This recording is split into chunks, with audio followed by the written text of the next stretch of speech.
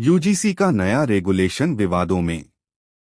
अगड़ी जातियों को आपत्ति, दिल्ली, बिहार, उत्तर प्रदेश में भारी विरोध।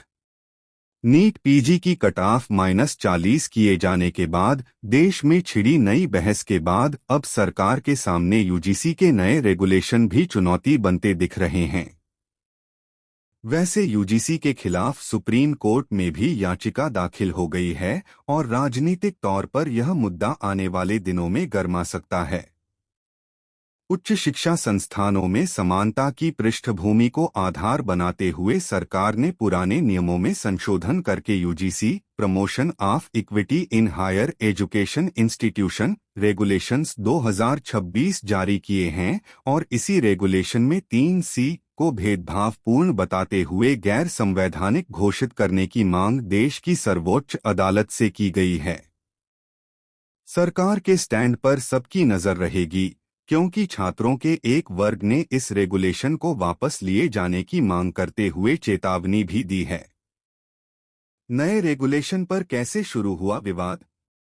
यूजीसी ने उच्च शिक्षण संस्थानों में जातिगत भेदभाव को रोकने के उद्देश्य के साथ 13 जनवरी 2026 को नया रेगुलेशन नोटिफाई किया। यूजीसी का दावा है कि इससे एससी, एसटी और ओबीसी छात्रों के खिलाफ होने वाले जातिगत भेदभाव को रोकने में मदद मिलेगी।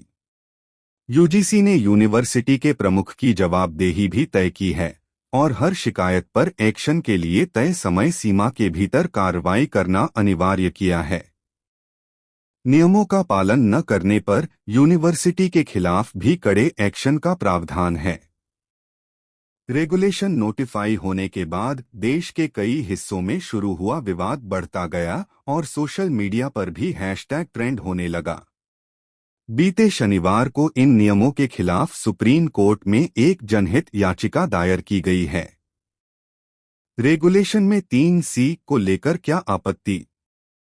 नए रेगुलेशन में 3C को परिभाषित करते हुए कहा गया है कि जाति आधारित भेदभाव का अर्थ अनुसूचित जातियों, अनुसूचित जनजातियों एवं अन्य पिछड़े वर्गों के सदस्यों के खिलाफ जाति या जनजाति के आधार पर भेदभाव।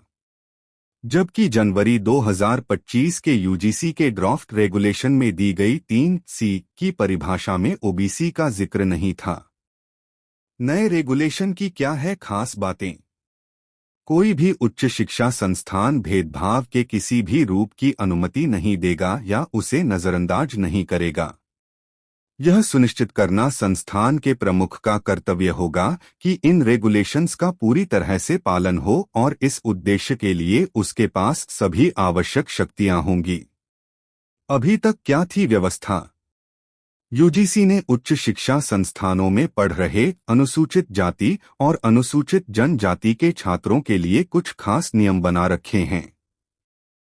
पहली बार SC/ST के छात्रों के साथ ओबीसी, अन्य पिछड़ा वर्ग की जातियों से आने वाले छात्रों को भी शामिल किया गया है।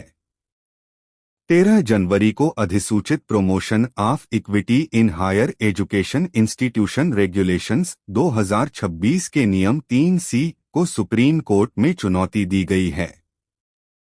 आरोप कि यह सामान्य वर्ग के छात्रों और शिक्षकों के खिलाफ भेदभाव को बढ़ावा देता है।